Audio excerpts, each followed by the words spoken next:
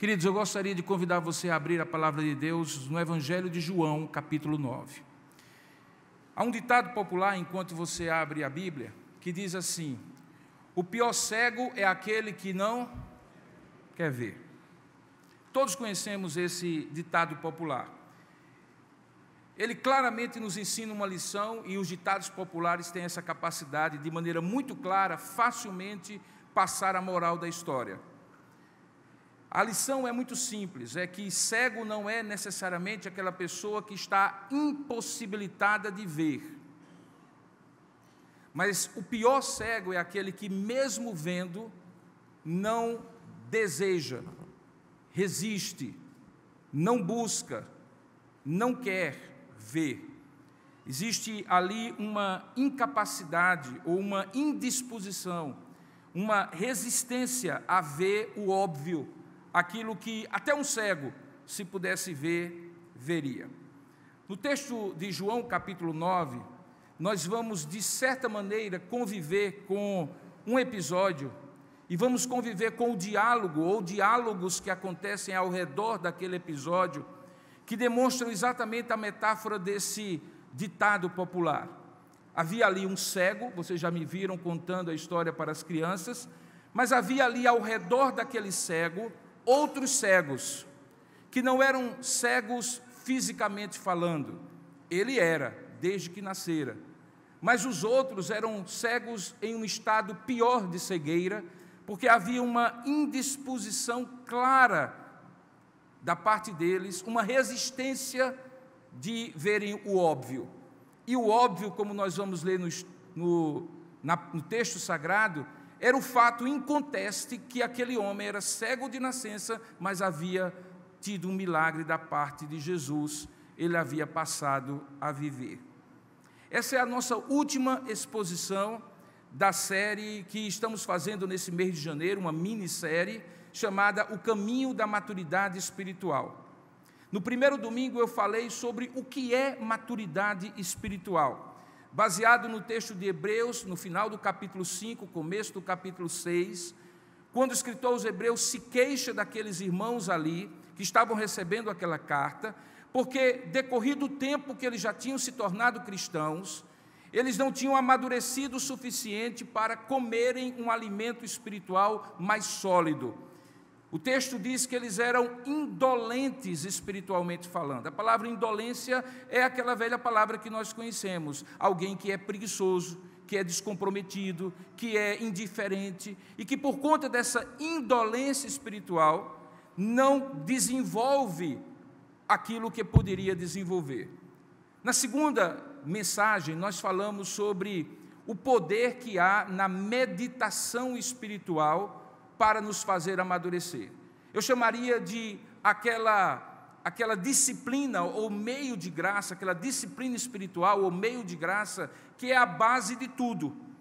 E baseado no texto de primeiro Salmo, Salmo 1, nós fizemos o contraste entre aquele homem que andava no conselho dos ímpios, sentava-se na roda dos escarnecedores, caminhava com pecadores, versus aquele que medita na lei do Senhor de dia e de noite, e que metaforicamente é como uma árvore plantada junto a correntes de águas.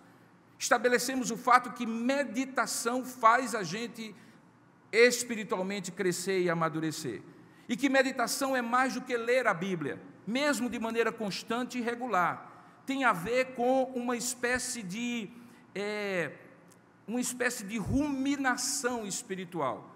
Eu até fiz a comparação que existem certos animais ruminantes que comem determinada quantidade de comida, e o intestino deles, a maneira como metabolicamente eles absorvem os alimentos, é colocando para fora e colocando para dentro, colocando para fora e colocando para dentro, aquilo que a gente chama de ruminar.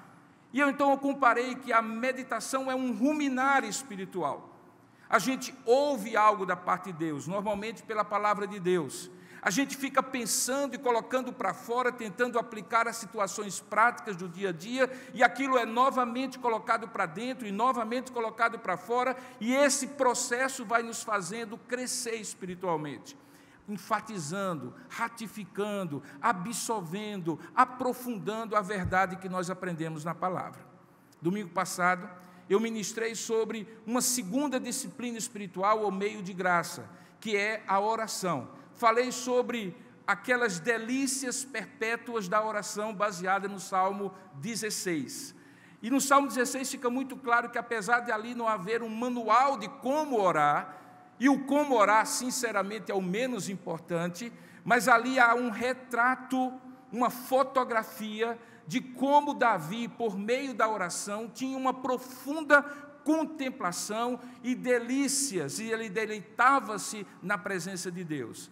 E eu estabeleci o ponto de que oração não é pedir, oração não é suplicar, oração não é interceder, é isso também, mas mais do que isso, e basicamente oração é se deleitar na presença de Deus. E ele diz ali no último versículo do Salmo 16, que o Senhor lhe faria ver os caminhos da vida e lhe daria a oportunidade de ter delícias perpétuas. E eu creio que aquelas delícias perpétuas é estar na presença de Deus, a quem Davi diz que outro bem ele não possuía, porque ele, o Senhor, era para Davi a sua herança, o seu cálice e o arrimo da sua sorte, ou seja, a sua provisão, a sua previsão e a sua proteção. Ou seja, tudo o que Davi precisava, ele tinha em Deus e ele absorvia isso por meio da oração. Você deve estar pensando assim: bom, só tem 4 domingos. Tem muitas outras disciplinas espirituais e meios de graça que talvez o pastor pudesse escolher para falar nesta última das 4. E ele resolveu falar, e você já me viu anunciando aí nas redes sociais, que eu vou falar sobre o poder do testemunho, o poder de transformação do testemunho. E a gente entende que testemunho é o que a gente diz. E diferentemente de meditação e de oração, que são coisas mais internas, o testemunho parece ser algo externo, o que nos leva então a pensar assim: como é que eu cresço quando eu dou aos outros, ao invés de eu receber? Como é que eu cresço quando sai de mim algo para outros, ao invés de vir para mim dentro algo que me faça crescer espiritualmente? Pois bem, o meu objetivo na noite de hoje é justamente demonstrar que testemunhar a outros sobre o que você tem visto e ouvido da parte de Deus, sobre Jesus, sobre sua palavra, sobre a vontade e o propósito que Deus tem na sua vida, não apenas abençoa outros que ouvem o que você fala, mas incrivelmente abençoa você, para que você conheça ainda mais Jesus e principalmente cresça e amadureça espiritualmente. Homens de Deus no passado e no presente dizem que isso é pregar o evangelho para si mesmo. E de certa maneira não apenas como uma forma de dizer que é preciso testemunhar das verdades de Deus para si mesmo, mas também como o fato de que quando compartilhamos com outros, nós nos reevangelizamos. Somos novamente impactados pela recordação do que Deus tem sido e do que Deus tem feito por nós. Somos relembrados. Eu tenho uma experiência muito pessoal com isso. Todas as vezes que em algum momento da minha vida eu estou espiritualmente claudicante, porque pastor também em alguns momentos balança, não cai, algumas vezes cai e Deus levanta, mas quando se balança, uma das coisas que fortalece o meu coração é falar para outros o que Jesus fez na minha vida, porque me faz recordar que isto é real, que é verdadeiro, que não aconteceu por acaso e que pela graça de Deus eu fui alcançado por Ele. Portanto, o objetivo hoje é dizer a você: você cresce espiritualmente quando você testemunha, quando você compartilha a outros aquilo que você crê. E para isso, eu vou usar exatamente a história do cego de nascença que eu já contei para as crianças e quero contar para você no capítulo 9, a partir do verso 10. Então, depois dessa longa introdução, vamos começar o sermão. João capítulo 9, a partir do verso 10. Eu vou começar a partir do verso 10, a história vem do verso 1, mas você vai entender depois. Diz assim, João 9, 10. Perguntaram-lhe, pois, perguntaram àquele cego de nascença: como te foram abertos os olhos? João 9, 10, por favor, projete. João 9, 10. Perguntaram-lhe, pois, como te foram abertos os olhos. É porque está sem nada aqui, você não estava projetando. Respondeu ele: o homem chamado Jesus fez lodo, untou-me os olhos e disse-me: vai ao tanque de Siloé e lava-te. Então eu fui, lavei-me e eu estou vendo. Disseram-lhe, pois, onde está ele? Respondeu: não sei.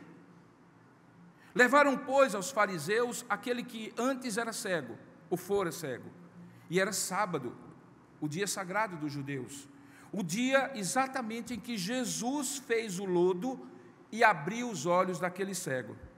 Então os fariseus, por sua vez, lhe perguntaram como chegara a ver. Ao que lhes respondeu: aplicou o lodo aos meus olhos, lavei-me e estou vendo. Por isso, alguns dos fariseus diziam: esse homem não é de Deus, porque não guarda o sábado. Enquanto outros diziam: como pode um homem pecador fazer tamanhos sinais? E houve uma grande dissensão entre eles. De novo, veja o verso 17, perguntaram ao cego: que dizes tu a respeito dele, visto que te abriu os olhos? Respondeu ele: que é profeta. Então não acreditaram os judeus que ele fora cego e que agora via, enquanto não lhe chamaram os pais.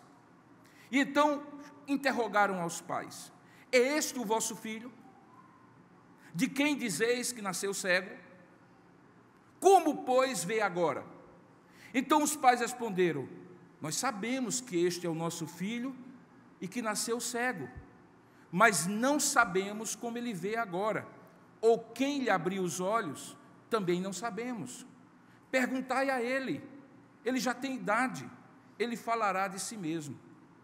Isto disseram os seus pais, comenta João, porque estavam com medo dos judeus, pois estes já tinham assentado, decidido, que se alguém confessasse ser Jesus o Cristo, seria expulso da sinagoga. Por isso é que os pais disseram a eles: ele tem idade, interrogai-o vós. Então eles chamaram pela segunda vez o homem que fora cego, e lhe disseram: dá glória a Deus, nós sabemos que esse homem é pecador. E ele retrucou: se é pecador, não sei, mas uma coisa eu sei, eu era cego e agora vejo. Sabemos que Deus falou a Moisés, mas esse aí nem sabemos de onde é. E então respondeu-lhe o homem: nisto é de estranhar, que vós não saibais de onde ele é, e contudo ele me abriu os olhos. Nós sabemos, já dizia o cego para eles, que Deus não atende a pecadores, mas pelo contrário, se alguém teme a Deus e pratica a sua vontade, a este atende. Desde que há mundo, jamais se ouviu que alguém tenha aberto os olhos a um cego de nascença. Se este homem não fosse de Deus, concluiu o cego, nada poderia ser feito. Mas eles retrucaram: tu é que és nascido todo em pecado e nos ensina a nós? E então o expulsaram. Verso 35, para concluir. Ouvindo Jesus, enquanto isso acontecia, que o tinham expulsado, encontrando-o novamente, lhe perguntou: crês tu no Filho do Homem? E ele respondeu e disse: quem é, Senhor, para que eu nele creia? E Jesus lhe disse: já o tens visto, e é o que fala contigo. Então afirmou ele: creio, Senhor, e o adorou. E então prosseguiu Jesus dizendo: eu vim a este mundo para juízo, a fim de que os que não veem, vejam, e os que veem se tornem cegos. E alguns dentre os fariseus que estavam perto dele perguntaram-lhe: acaso nós também somos cegos? Acaso nós também somos cegos? E respondeu-lhe Jesus: se fosseis cegos, não teríeis pecado algum, mas porque agora dizeis, nós vemos, aí subsiste o vosso pecado. Que Deus abençoe a sua palavra lida. Amém. Curva a sua cabeça por um instante, vamos falar juntos com Deus, pedir a sua iluminação, vamos pedir ao Senhor isso. Ó Deus amado, na Tua presença santa, como nós estamos aqui, reconhecendo que Tu és o único que pode abrir os nossos olhos,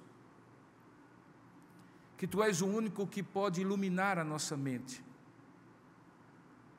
nos fazer ver para além do óbvio, para além do fato,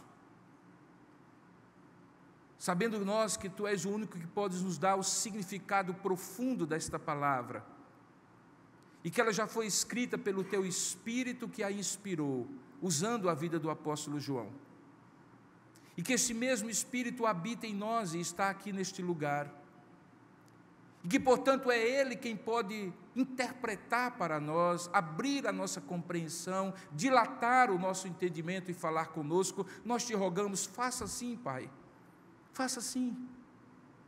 Nós não queremos fazer um comentário sobre a Tua palavra, nós queremos que o Senhor fale conosco, com cada um de nós, daquela maneira peculiar, única, singular, que só Tu podes falar e tens falado, e que ao sairmos daqui, possamos de fato ter ouvido a Tua voz, e que ela nos guie nesses dias à frente, e nos abençoe, nos fortaleça, nos faça amadurecer espiritualmente. E ao ver isso acontecendo com os olhos da fé, nós já antecipamos e agradecemos, dizendo que daremos a Ti toda a honra, toda a glória e todo o louvor, porque assim oramos em nome e para a glória do nosso Senhor Jesus Cristo. Amém. Queridos, há vários depoimentos nessa história. Se nós considerarmos que depoimento é uma verbalização de opinião, ou uma verbalização de percepção que alguém tem sobre alguma coisa que acontece, mesmo que ela não tenha visto pessoalmente, nós podemos dizer, nós temos vários depoimentos nessa história aqui.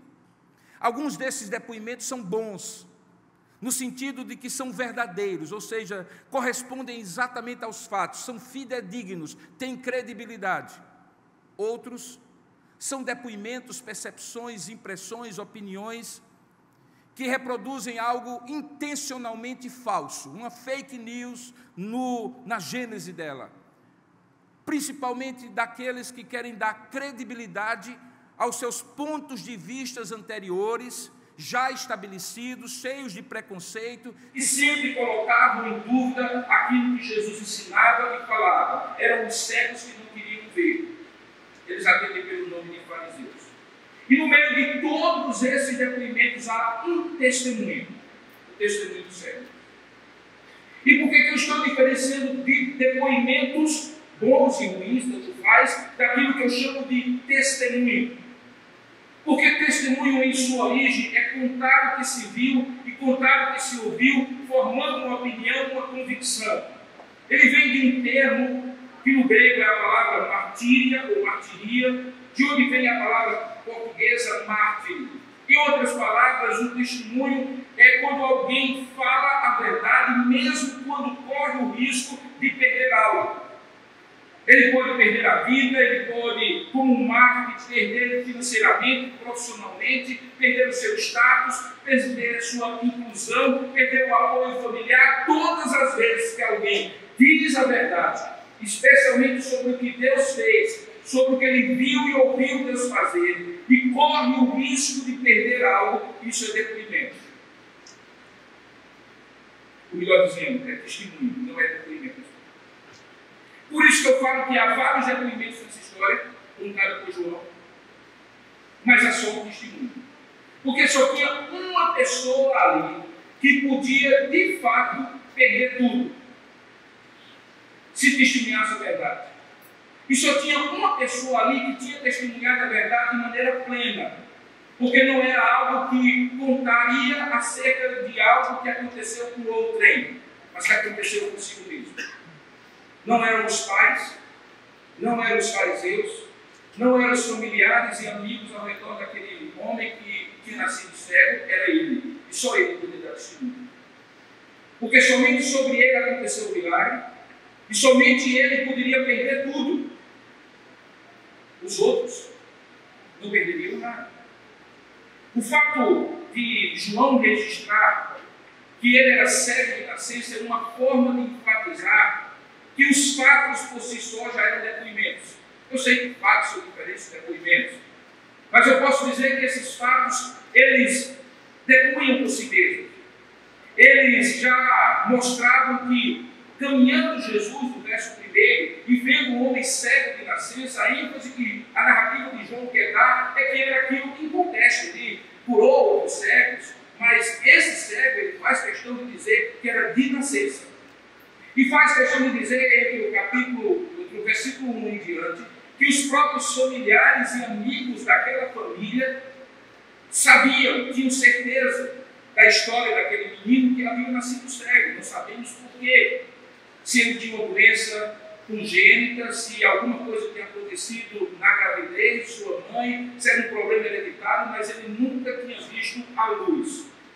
Isso era um fato incontestável, que fala, ou que falava por si mesmo, seja porque pelo passado tempo todo mundo acompanhava a vida daquele homem que se tornara adulto, seja porque havia tanta gente que podia testemunhar se fosse falso, que o fato em si já era auto-justificado, auto-declarado, auto-comprovado. Era um fato, um dado contra o qual não pode se haver qualquer dúvida, porque contra fatos não há.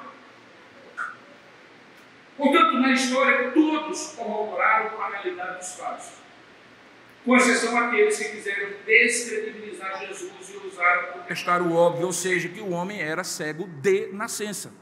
Tanto é que no verso 18, um pouquinho à frente, dando um pequeno pulo na exposição, diz que aqueles homens não acreditaram que ele fora cego e que agora via, enquanto não lhe chamaram os pais. Eles queriam, além dos fatos, outros depoimentos.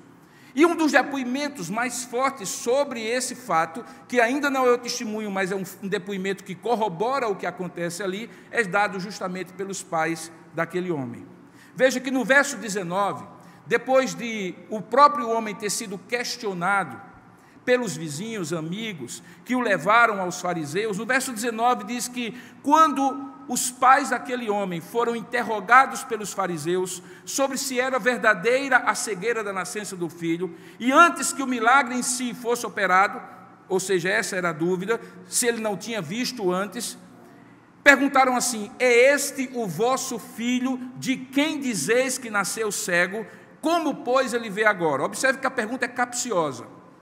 Observe que a pergunta é sutil, intencional, enviesada, proposital, para colocar aqueles pais em dúvida. Olha a pergunta como é feita: é este o vosso filho, de quem dizeis vós, ou seja, vocês, de quem vocês dizem ter nascido cego?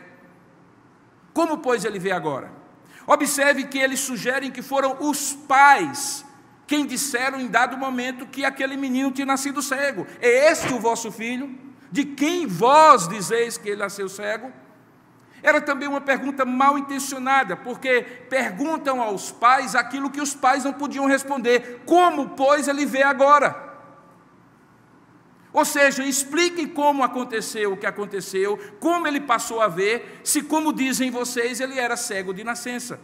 Ora, quando eu pergunto a uma pessoa que não viu, não ouviu, apenas soube o efeito de algo, eu não posso chamar o testemunho dessa pessoa. E se eu o chamo, eu estou induzindo a que ele invente uma história, que ele diga assim, é porque ele estava orando e de repente na sinagoga ele ficou bom. Ou não, na verdade ele começou a ver aos pouquinhos, e naturalmente aquela cegueira fez uma remissão.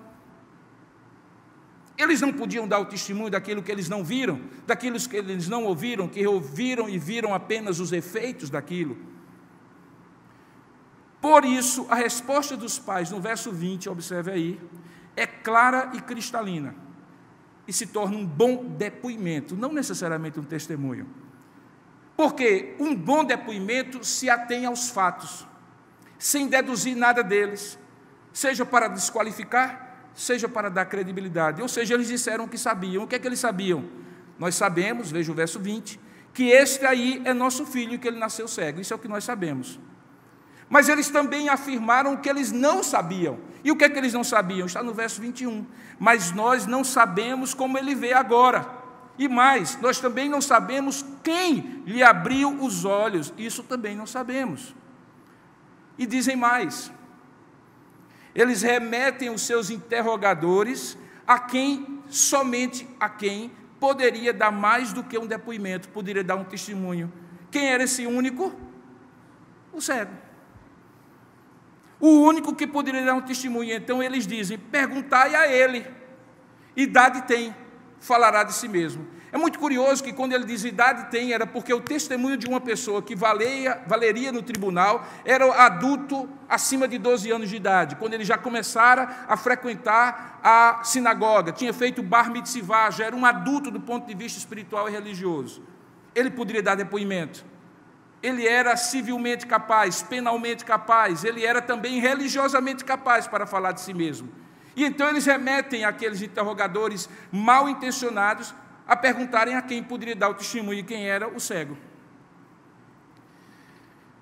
João comenta no verso 22 e 23, por que eles fizeram isso? E aí você entende o contexto maior de todo aquele interrogatório, de toda aquela sanha investigatória, de todo aquele desejo de desqualificação do milagre, de toda a tentativa de dizer, não aconteceu não, e colocar outro tipo de explicação.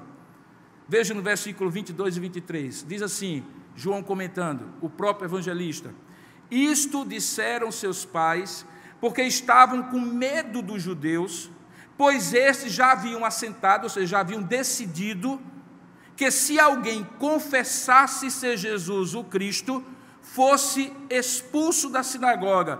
Por isso é que os pais disseram, ele idade tem, interrogai-o.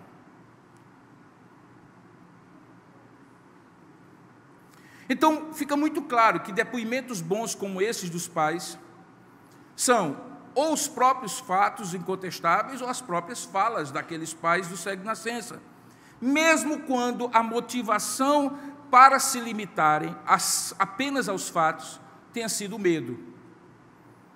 Nenhum momento do texto é dito que eles foram recriminados por Deus, corrigidos por Jesus, porque não tiveram a coragem de enfrentar o risco, o perigo, a ameaça de serem expulsos da sinagoga. E não era um perigo, um risco e uma ameaça assim simples.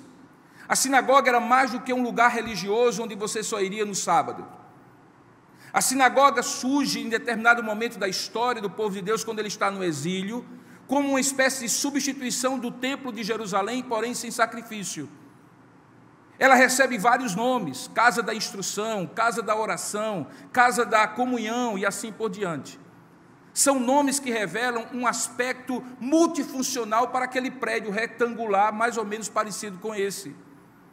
Era um centro comunitário, um centro das tradições judaicas em qualquer lugar onde houvesse 10 homens adultos que formassem uma sinagoga.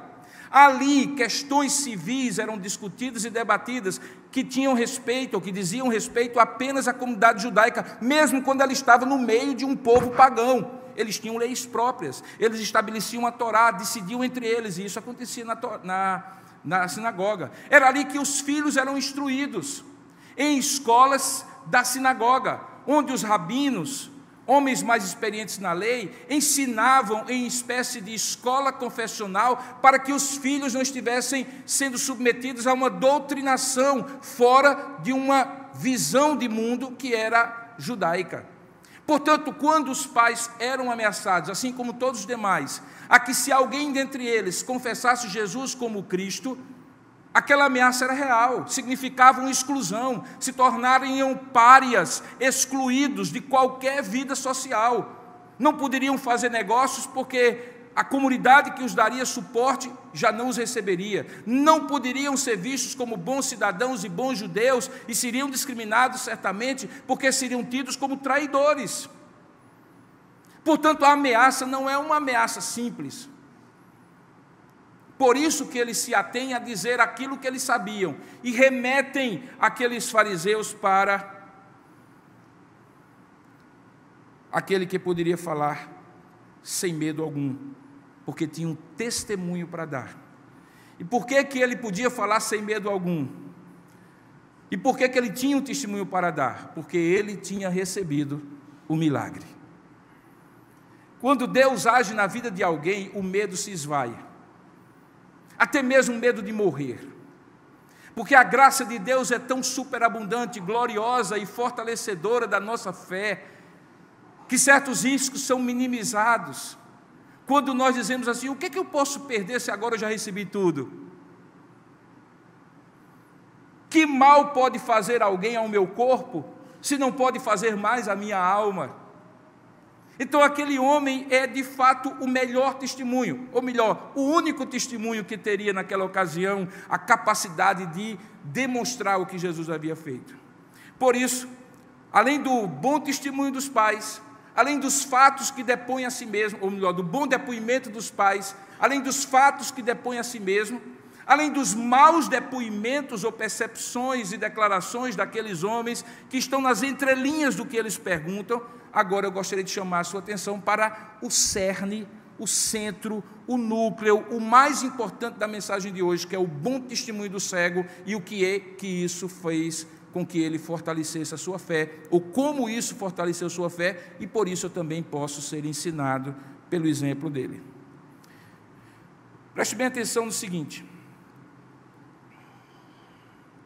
a interação daqueles homens fariseus, que era um partido sempre inimigo, sempre questionando Jesus com o cego, é claramente uma interação que vai nos mostrando uma evolução, um desenvolvimento, um amadurecimento das convicções do cego. Esse é meu ponto.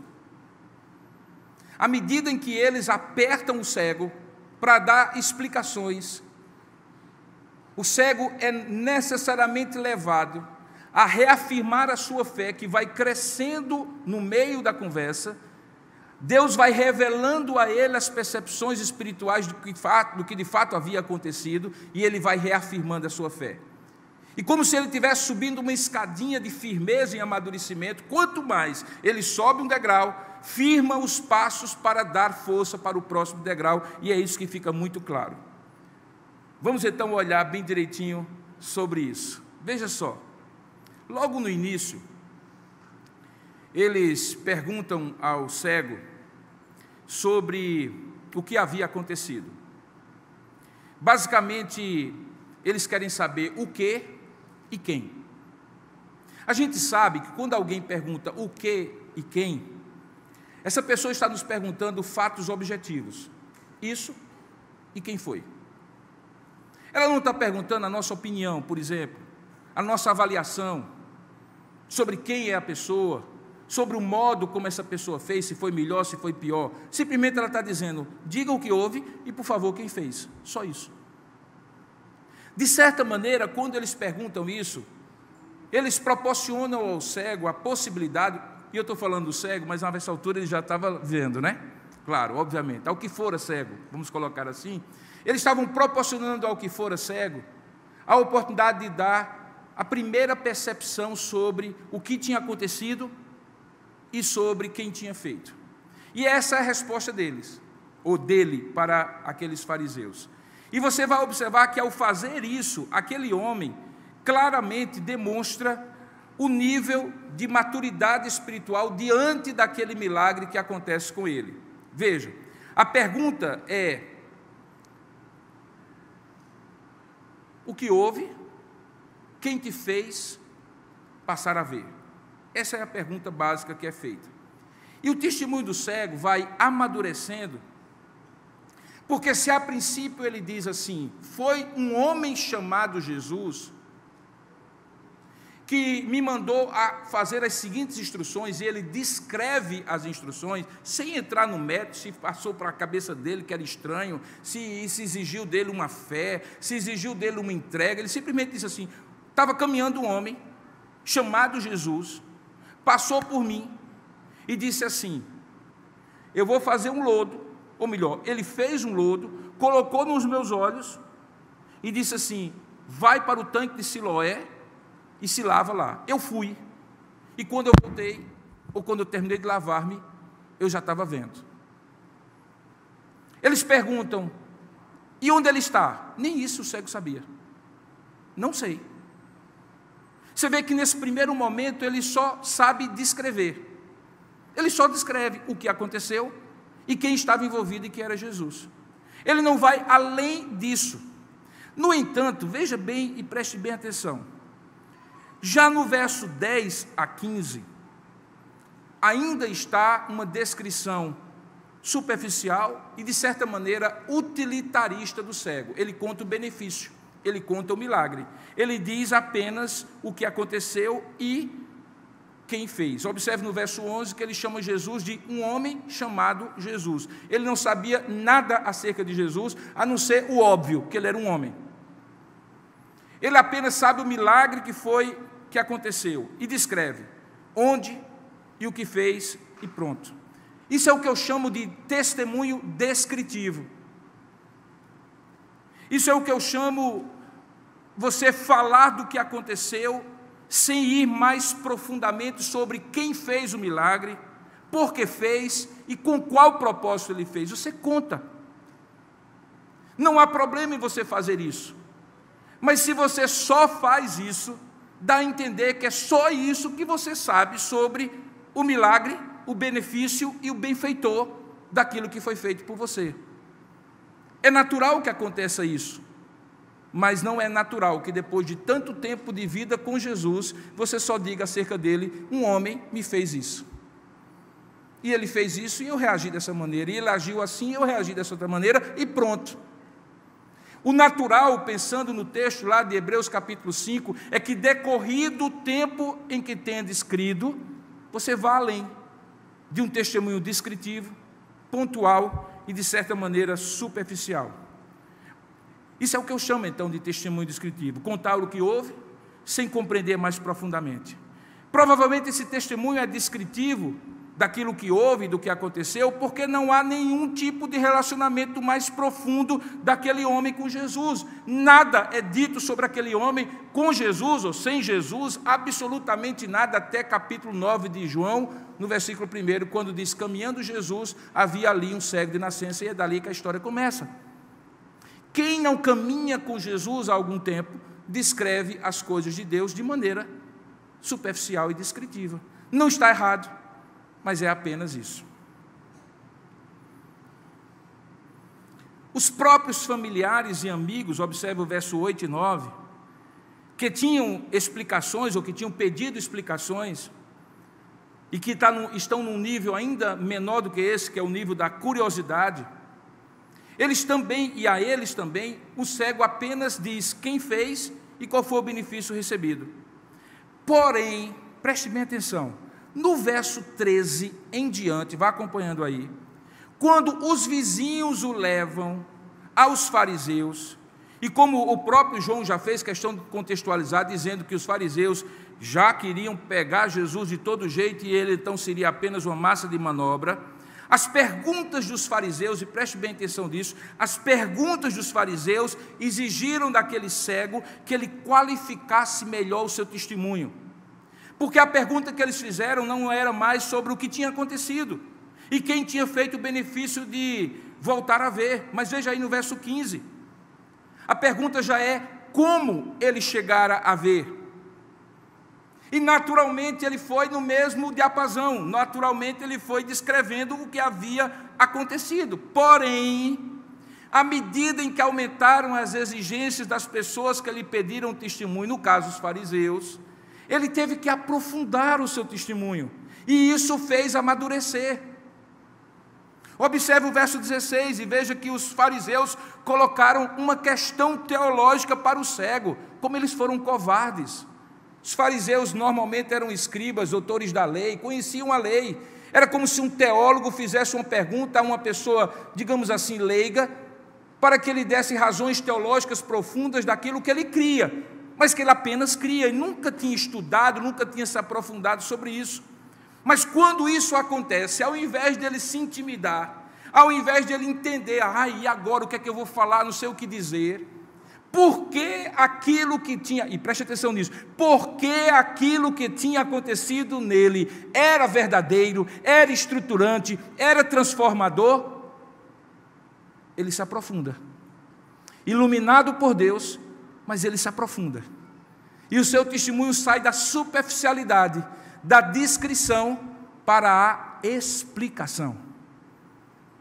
do porquê, do como isso aconteceu. Para os fariseus, o milagre não poderia ter acontecido simplesmente assim como o cego descrevia. Por quê?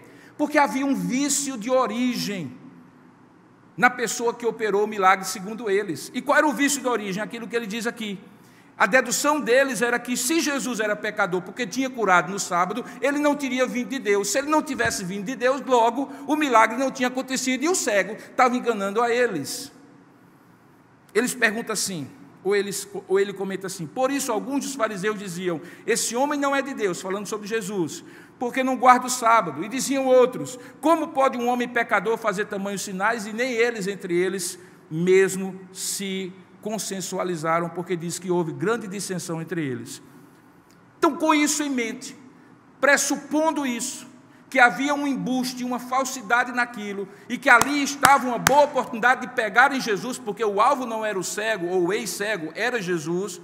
No verso 17, eles perguntam ao cego, que dizes tu a respeito dele, visto que ele te abriu os olhos? Veja que a pergunta já é outra. Não é apenas o nome. Qual é a sua opinião sobre Jesus? Me diga aí. Me diga aí qual é a sua opinião sobre Jesus. O que você acha dele? Ele é de Deus ou não é de Deus? Ele fez isso no sábado. Como é que você associa isso ao fato de que na lei diz que não se deve fazer isso no sábado? Pelo menos como a gente se interpreta. Veja que agora eles já não estão perguntando mais, descreva o que aconteceu. Explique o que aconteceu. Que sentido há? Que propósito há? Como é que você analisa? Como é que você se põe diante da situação? Aí, esse homem que havia dito que Jesus era apenas um homem chamado Jesus me disse e fez isso, o que é que ele conclui? Que esse homem é profeta. Há alguma diferença entre aquele homem dizer Jesus é um homem e aquele homem dizer Jesus é profeta? Toda a diferença. Deixa eu explicar para você. O judeu médio, ele esperava o Messias há centenas de anos.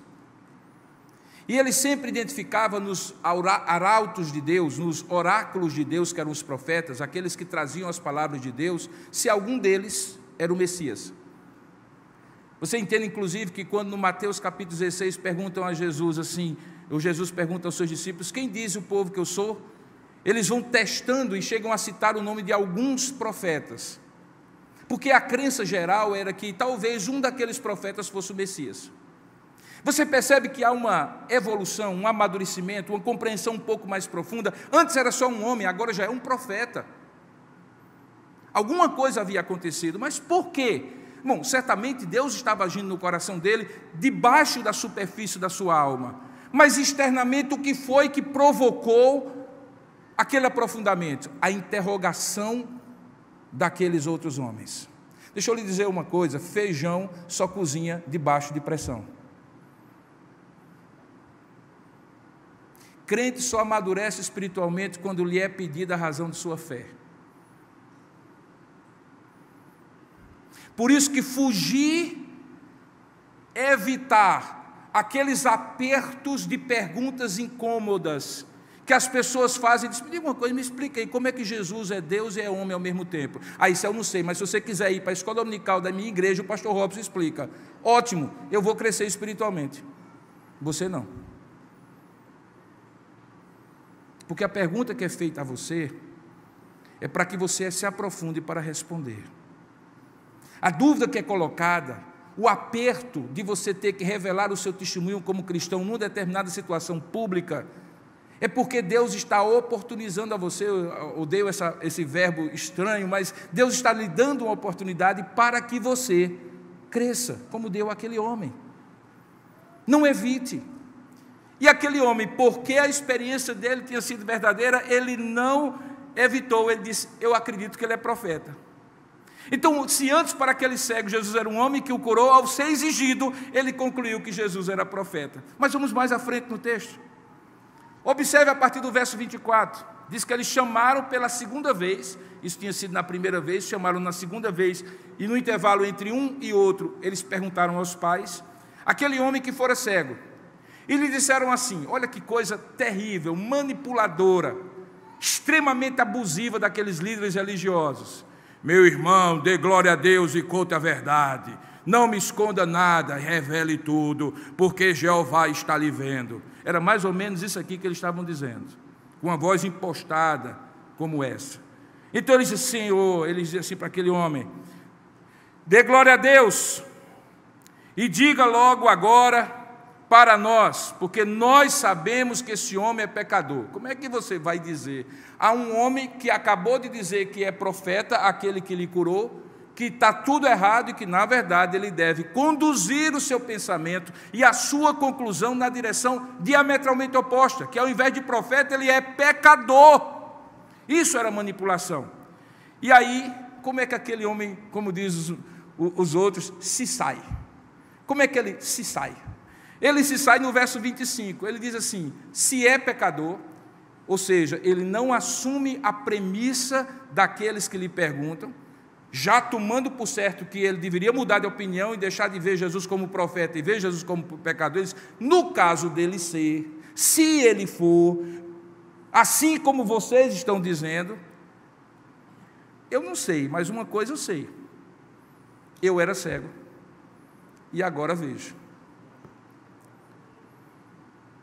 Irmãos, o testemunho descritivo do que Deus fez na sua vida nunca deixa de ter o seu poder. E enquanto aquele homem vai para um ponto mais profundo de reconhecer Jesus como profeta, ele não perde o ponto inicial, que é descrever o que Deus fez na sua vida. Por isso eu quero dizer para você, você não precisa ser um grande pregador, ir para o seminário, você não precisa fazer curso de apologética, você não precisa fazer absolutamente nada, e eu não estou dizendo que nada disso é bom. Pelo contrário, se você puder, faça. Mas isso não é uma condição sine qua non para você simplesmente dizer, se é pecador, não sei, eu só sei de uma coisa, eu era cego e agora eu vejo. Porque contra fatos não há argumentos. E aí eles dizem, novamente no verso 29, sabemos que Deus falou a Moisés, mas este nem sabemos de onde é. Queridos, essa pergunta aqui, ou essa afirmativa, é muito mais profunda do que o texto parece revelar. Eles contrapõem a revelação estabelecida, sobre a qual eles tinham sido educados, crido, que estava escrita nos manuscritos que eles recebiam, nas cópias que eles estudavam na sinagoga, da lei de Moisés, o mediador da antiga aliança, a esse outro, que eles não sabiam nada sobre ele, que eles não podiam atestar sequer a origem. Eles estavam ali diante daquele homem pedindo para que ele pudesse fazer uma relação de continuidade e descontinuidade entre a antiga aliança e a nova aliança, da compreensão como é que a lei e a graça estão presentes na aliança de Deus, mas se revelam em etapas diferentes da revelação progressiva de Deus de maneira distinta. Ora, irmãos, isso é tão complicado para dizer a pergunta, quanto mais para dar a resposta. Se eu parasse aqui e dissesse, meu irmão, por favor, levante-se agora e explique para mim a relação de continuidade e descontinuidade das duas alianças, do Antigo Testamento e do Novo Testamento. Alguém dizia assim, o quê? Era uma pergunta complicada, complexa, se estuda isso em seminário, em bons livros. Mas olha só o que é que acontece. Quando eles respondem no verso 29, nem sabemos de onde é, olha como é que o homem diz no verso 30, e eu quero que você me acompanhe, porque isso aqui me empolga, olha só, ele diz assim, respondeu a eles o homem, verso 30, nisso é de estranhar, eu acho que esse cego aqui, ou ex-cego aqui, é meu teólogo preferido do Evangelho de João, sinceramente, ele é meu teólogo preferido, porque ele é claro, ele começa como um calouro no primeiro ano do seminário, e ele se torna um teólogo, e assim, numa conversa só, ele não passa por 4 anos de seminário, ele vira um teólogo pela revelação e graça de Deus. Olha o que é que ele diz assim, nisto é de estranhar, não sei se ele fez assim não, mas nisto é de estranhar, que vós não saibais de onde ele é, e contudo ele me abriu os olhos. Qual é o argumento? Ora, se eu sou beneficiado, e o benefício vem daquele que é bom, e esse homem foi um instrumento para que o benefício me fosse dado, logo ele é bom. E se ele é bom, ele veio de um Deus bom. Como é que vocês não sabem de onde é que ele veio? Como é que vocês sabem de onde é que ele veio? E aí ele vai mais além. Ele diz assim, nós sabemos, e olha que ele incorpora o discurso público. Nós, teólogos, vocês fariseus e eu, cego ou ex-cego, sabemos que Deus não atende a pecadores. Mas, pelo contrário, se alguém teme a Deus e pratica a sua vontade, a este atende. Sabemos também, ele está pontuando 3 argumentos, desde que há mundo, verso 32, jamais se ouviu que alguém tenha aberto os olhos a um cego de nascença. Logo, olha a conclusão dele, se este homem não fosse de Deus, nada poderia ter feito, e eu continuaria cego. É ou não é um teólogo? Maravilhosamente, esse homem sai de uma percepção superficial que Jesus é apenas um homem, para uma percepção de que Jesus, além de homem, é um profeta, e sendo um profeta é candidato natural a ser o Messias, embora ele não afirme isso por enquanto. Há uma capacidade de argumentar com teólogos, com fariseus, estudiosos da lei. Por quê, irmãos? Por que esse homem é capaz de fazer isso? Ele fez curso? Não. Deus fez algo na vida dele, e testemunha é dizer aquilo que Deus fez na sua vida. E quando você abre a boca para dizer o que Deus fez na sua vida, você vira teólogo. Jesus, em dado momento, quando ele viu os seus 70 discípulos, diz assim, vocês não se preocupem quanto ao que há vez de falar quando levarem vocês diante da sinagoga, porque na hora em que vocês abrirem a boca, o Espírito de Deus colocará as palavras na vossa boca. Eu não escutei nenhum amém. Amém. Então esse teólogo estava se tornando, esse cego o ex-cego estava se tornando um teólogo. Porque ele não é mais aquele que tem que responder às questões dos fariseus, é ele que agora propõe articulação teológica aos seus interrogadores. Se nós formos até o capítulo 9, eu estou chegando aqui ao ponto final da minha mensagem, João registra o último estágio dessa jornada de amadurecimento espiritual daquele homem para o pleno entendimento de quem era Jesus. Ele começa explicando o milagre e dizendo que Jesus é um homem. Ele passa para compreender o milagre, que Jesus era uma expressão de Deus, da bondade de Deus, e que, portanto, ele era um profeta candidato a ser Messias. E aí ele chega no versículo 35 ao real encontro definitivo, transformador, face a face com Jesus Cristo. Verso 35 diz assim, ouvindo Jesus que o tinham expulsado, e é curioso, né, porque ele acaba sofrendo aquilo que os pais temiam sofrer. Mas como os pais não deram o testemunho, não sofreram. Ele, como deu o testemunho, sofreu. Ele foi expulso da presença daqueles homens e, consequentemente, da comunhão na sinagoga. Ouvindo Jesus que o tinha expulsado, encontrando, é a segunda vez que Jesus o encontra. Jesus encontra com a gente várias vezes na vida, viu? Várias vezes. Não se surpreenda. Encontrando, então ele perguntou, crês tu no Filho do Homem? Ora, essa expressão Filho do Homem era a expressão que expressava, desculpa a redundância, a pessoa que era o Messias. Ou seja, crês tu no Messias? O Filho do Homem é uma expressão que aparece no profeta Daniel, que representa aquele que é a aspiração do rei que reina sobre tudo e sobre todos, no contexto em que Daniel estava numa terra estranha, submetida a reis e reinados diferentes. Eu já expus isso o ano passado aqui. Naquele contexto, Deus cunha essa expressão Filho do Homem, que não significa um homem qualquer, tanto é que na Bíblia sempre está com letras maiúsculas as iniciais. E ele então respondeu, verso 36, quem é, Senhor? Mas eu acho muito legal isso, quem é para que eu nele creia? Quem é para que eu nele creia? Tem gente que pergunta, quem é? Mas não necessariamente para que eu nele creia. Porque Deus estava operando no coração daquele homem. Ele dizia assim, o pouco que eu preciso saber, eu saberei para crer, e não para não crer. Veja que a fé não dispensa você saber alguma coisa, mas não exige você saber tudo. A fé não exige você saber tudo para crer. A fé pressupõe que você tem que saber alguma coisa, porque a fé vem pelo ouvir e ouvir a palavra de Deus. Mas uma vez ouvindo aquilo que você ouvir, você pode crer. Na verdade, crer é andar segundo aquilo que você já sabe.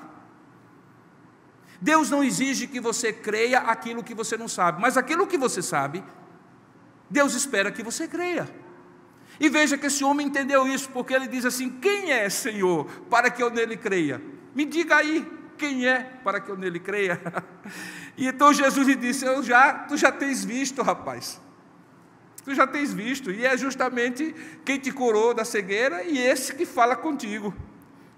Aí o que é que acontece, irmãos? Observa a resposta, a reação daquele homem no verso 38, ele diz assim: eu creio, Senhor, e o adorou. Ah, irmãos, o homem virou adorador. Que coisa maravilhosa! O Pai procura adoradores que o adorem em espírito e em verdade. O ciclo se fechou, aquele homem começa ali uma nova jornada. A gente não sabe nunca mais da história dele, mas eu aposto, o que eu, crente e pastor não deve apostar, mas eu aposto, a pizza depois do culto, que aquele homem fez o mesmo ciclo bendito e virtuoso desse encontro, porque é assim que se cresce. Se cresce espiritualmente, fazendo esse mesmo processo, crescendo espiritualmente e amadurecendo espiritualmente, se aprofundando e virtualmente enfrentando as perguntas que são feitas para nós, as circunstâncias amassadoras da nossa fé, desafiadoras da nossa coerência espiritual, doutrinária, teológica, existencial, que o mundo no dia a dia faz para nós. Amanhã não, daqui a pouco, quando você sair desse ambiente com temperatura e pressão atmosférica realmente controladas e for para a realidade da vida, circunstâncias como essas vão acontecer. Então essa evolução acontece pelo fato de que quanto maior for o desafio que as pessoas e as circunstâncias lhe exigirem sobre a sua fé em Jesus, maior será a necessidade de maturidade espiritual e aprofundamento em seu testemunho. E se isso lhe fizer ter medo da responsabilidade, não tenha, porque é justamente isso que também lhe faz amadurecer espiritualmente. É um ciclo virtuoso que Deus já o inseriu nisso quando começou a obra na sua vida. Concluindo, você lembra então do ditado popular que eu citei no começo da mensagem? Qual foi? O pior cego é aquele que não quer ver. Veja se não é exatamente isso, só que com palavras e profundidades espirituais diferentes. Essas palavras e essa narrativa de Jesus que João traz no capítulo 9. Veja como é que ele encerra esse capítulo. Verso 39 ao 41 eu encerro com a leitura. Prosseguiu Jesus depois de tudo isso acontecer: eu vim a este mundo para juízo. Juízo em que sentido? Com qual critério? Em quais bases? A fim de que os que não veem, e quem é que não via naquela história toda ali? O cego. Vejam. E aqueles que veem, e quem que deveriam ver porque conheciam? Os fariseus, se tornem cegos. Alguns então dentre os fariseus, caiu a ficha, entrou na cabecinha deles e imediatamente ele perguntou: então o que o senhor está querendo dizer que nós também somos cegos? E aí Jesus diz assim: se fossem cegos, e Jesus é magistral nas palavras, se fossem cegos, não terias pecado algum. Ou seja, como é que você pode dizer que alguém está errado se ela vive na ignorância? Como é que você pode imputar a alguém a ignorância dela? Não. Se vocês não fossem cegos, se vocês de fato não pudessem saber, não do ponto de vista físico, mas do ponto de vista espiritual, vocês não teriam pecado algum. Mas agora, porque dizemos, nós vemos, foi vocês que disseram que eram discípulos de Moisés, então agora aí subsiste o vosso pecado. Como é que tudo isso se insere no início desse capítulo? Eu disse que ia voltar para ele para encerrar. Nunca acredito quando um pregador diz que já está encerrando. Mas eu estou. Veja aqui no versículo 5, que eu não li. Essa história acontece, e Jesus faz uma frase muito bonita. Ele diz assim: enquanto eu estou no mundo, eu sou a luz do mundo. Essa história é um dos sinais que permite que Jesus diga uma daquelas 7 frases, eu sou, que lá no final, João diz ter sido a razão do seu testemunho, chamado Evangelho que ele escreveu. Ele diz lá na frente: Jesus fez muitos sinais que não foram registrados nesse livro, e que se fossem registrados, nem todos os livros do mundo caberiam. Estes, porém, que foram registrados, é para que vocês creiam e conheçam o Senhor da vida, que disse: eu sou a luz do mundo, eu sou o pão, eu sou a porta, eu sou o pastor, eu sou a ressurreição e a vida, eu sou o caminho, a verdade e a vida. Esse que deu vida e luz a este homem. Para quê? Não para que ele pudesse apenas usufruir, mas para que ele pudesse testemunhar. A única razão que eu vejo para Deus nos manter aqui na terra, depois de nos alcançar com o Evangelho, é para que sejamos suas testemunhas. E ao fazermos isso, deixa eu lhe dizer, o maior beneficiário, além da pessoa que ouve o seu testemunho e através dele pode crer em Cristo, é você que amadurece espiritualmente na medida em que testemunha. Portanto, eu gostaria muito de orar com você, se você tiver coragem de fazer uma oração comigo. Senhor, manda uns fariseus desse, essa semana, para esse povo que me vê e que me ouve. Amém? Rapaz, olha, vamos orar, vamos pedir a Deus que nos dê o poder desse testemunho que nos faz amadurecer. Ó Deus amado e querido Pai, nós te louvamos e te bendizemos, porque certamente, ó Deus, conforme nós te pedimos, a tua palavra chegou ao nosso coração, e chegou ao nosso coração com a mensagem que ela traz. E o que eu te peço, ó Pai, é que cada um de nós, ao invés de se sentir coagido, obrigado, amedrontado como uma responsabilidade de testemunhar, nós venhamos a abraçar esse privilégio de contar o que tu tens sido e feito na nossa vida, Pai. Que isso seja natural, não seja forçado, que não tenha necessariamente uma linguagem religiosa, que não esteja associada a vir à igreja, nem a catequizar ninguém, mas que o Senhor nos dê sabedoria e graça para não perder oportunidades, e quando formos questionados sobre o que o Senhor tem feito em nossa vida, nós simplesmente dizermos, a princípio descrevendo e sempre descrevendo, mas também aprofundando as razões, os porquês e os propósitos daquilo que tu tens feito na nossa vida. Para isso, ó Deus, nos amadurece espiritualmente no meditar da tua palavra, no aproveitar a bênção e a delícia da oração junto a ti e testemunhando, crescer na graça e no conhecimento do Senhor. Ó Deus, abençoa cada um de nós, não importa em que momento da jornada nós estamos contigo. A gente novinha aqui na fé, Senhor, que pode experimentar tudo isso e crescer vertiginosamente, profundamente na experiência contigo.